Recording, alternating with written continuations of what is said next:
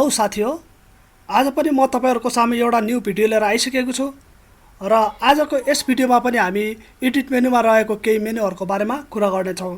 र आज हामी कुन चाहिँ मेनुको बारेमा कुरा गर्ने छौं भनेपछि एडिट मेनुमा गएर क्लिक गरौँ र त्यसपछि आज हामी कलर सेटिंग्स र एचिङ प्रोफाइल र कन्भर्ट टु प्रोफाइलको बारेमा कुरा गर्ने छौं। आज हामी यो तीनवटा मेनुको बारेमा कुरा गर्ने छौं र यो तीनवटाले के काम गर्छ, कसरी गर्छ भन्ने कुरा चाहिँ हेर्ने छौं।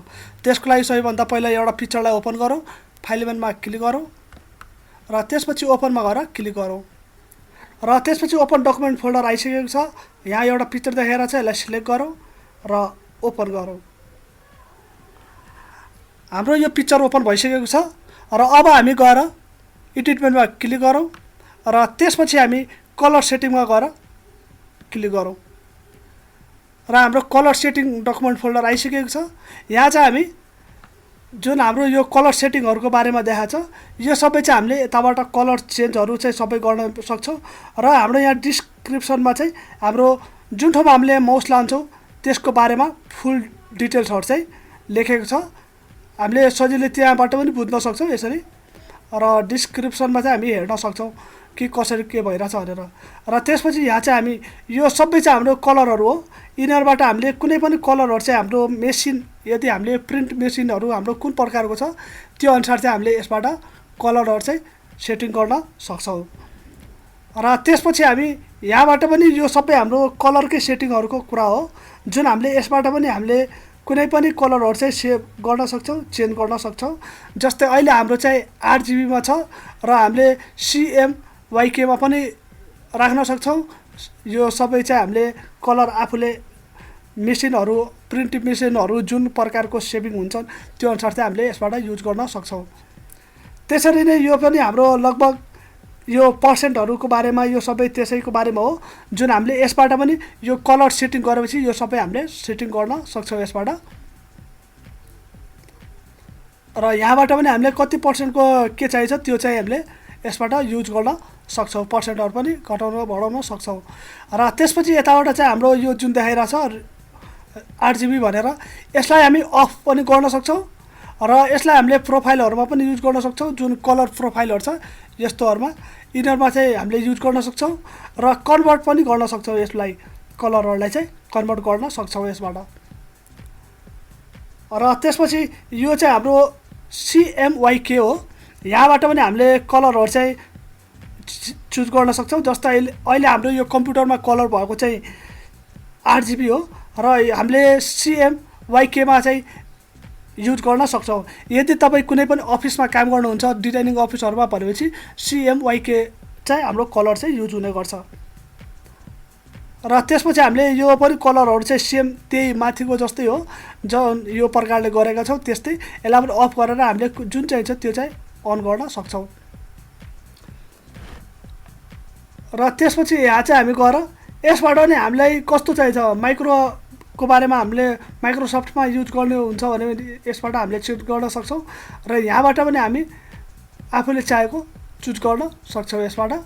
र यहाँबाट चाहिँ हामीले जुन हाम्रो देखाइरा छ मोनिटर कलर बाइ भनेर देखाइरा छ, यो चाहिँ यो सबै हामीले यता पर्सेन्ट हाम्रो लेखेको छ, यो पर्सेन्ट घटबढ चाहिँ हामीले गर्न सक्छौं यताबाट।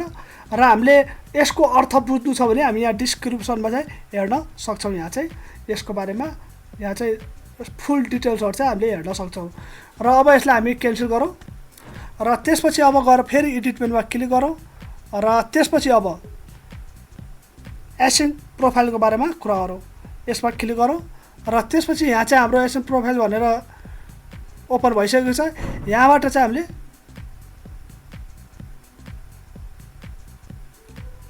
आफूले चाहेको कलरहरु चाहिँ यसबाट पनि सेटिङहरु गर्न सक्छौं। जस्तो अहिले हाम्रो वर्किङ काममा चाहिँ 8 GB मा भइराछ। यहाँ चाहिँ हाम्रो यहाँ चाहिँ एडोब प्रोफाइल पनि हाम्रो 8 GB मै यहाँ देखाइरा छ र त्यसलाई हामी यहाँ चाहे भने यताबाट कुनै पनि चेन्ज गर्न सक्छौं। जस्तै हामीले यो चेन्ज गर्दा तपाईले परिवर्तन हेर्न सक्नुहुन्छ। जस्तै यो हाम्रो बेबीको फेसमा चाहिँ ध्यान दिनु। अहिले हाम्रो जुन हाम्रो यहाँ पर्सेन्टहरु कलरको नेम देखाइरा छ त्यसमा हामीले चेन्ज गरेर हेर्न सक्छौं।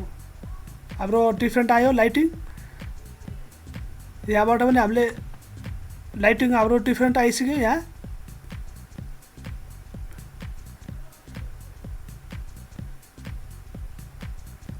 हामीले कुनै पनि यसबाट कलरहरू चाहिँ चुज गर्न सक्छौँ। जस्तो यहाँ चाहिँ हाम्रो डिफ्रेन्ट कलरहरू चाहिँ चुज भइरहेछ।